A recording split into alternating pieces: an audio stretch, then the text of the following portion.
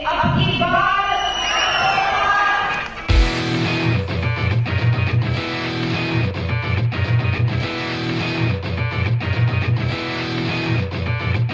जिंदा है तो प्याला पूरा भर ले, कंचा टूटे चूरा कांच कर ले।